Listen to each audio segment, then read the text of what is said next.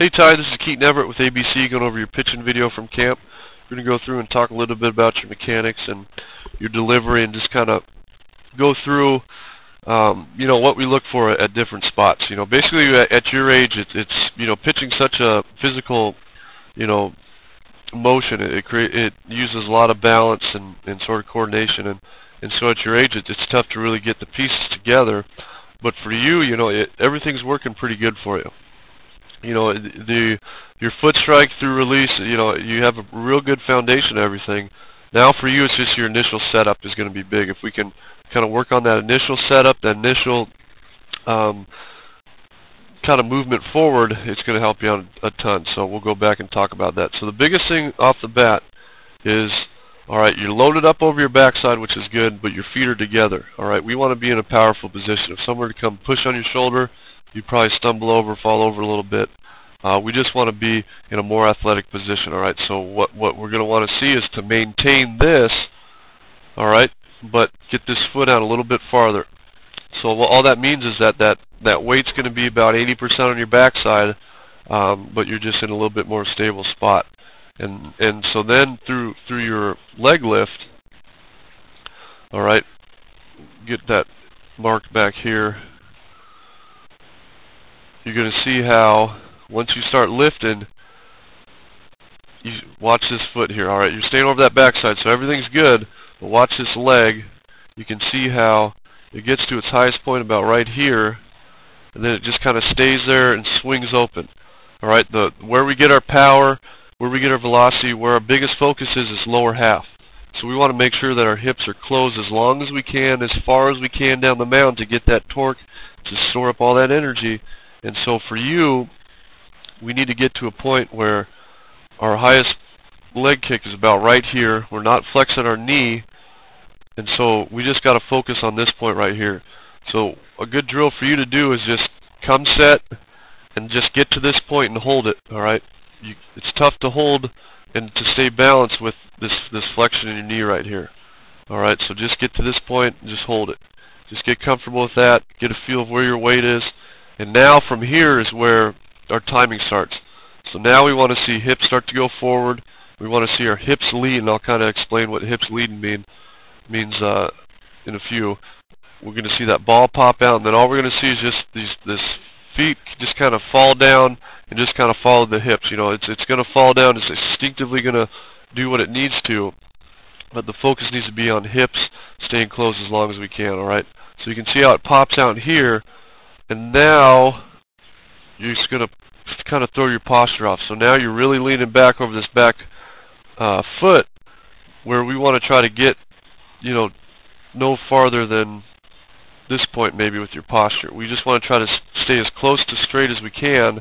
You can see how you're just kind of staying over that back foot where we should be trying to gain ground. If you're staying up straighter a little bit more, now your body's out here. Now you're just getting more momentum, more drive down the hill. And then what I mean by hips leading is at this point we still want to see that foot and that knee behind that hip. All right, we just don't want them to cross that hip. We want the hips to start leading until our body's probably maybe right about here. Now it's just sort of maybe foot's come up right here, and then it swings out, and then we get out front a little bit more. All right, but for you, that initial setup, just staying closed longer with your hips, but that whole little thing where you bring your leg up and kind of keep it high and just kind of swing it open, we got to get your hips going there and getting that foot going down. All right, so now at foot strike, you're doing a really good job at staying back over your backside and everything. All right, you got a good arm angle here. All right, now we just got to get to a point where we're matching up that front side a little bit better. So now that elbow's up top, maybe more shoulder height, and then that glove's still out front real good, which you're doing good, and then that elbow just rotates down and we rotate to our glove. All right, so your foot strike, this is a real solid position, really solid from here back, which is one of the most important parts. Now we just got to make sure we're staying closed here, and then making sure that we're not cutting ourselves off with our hips. So you can see how that foot's facing that third base foul line. It's okay to be a little bit closed, but we want to be a little bit more straight to close, maybe somewhere around here.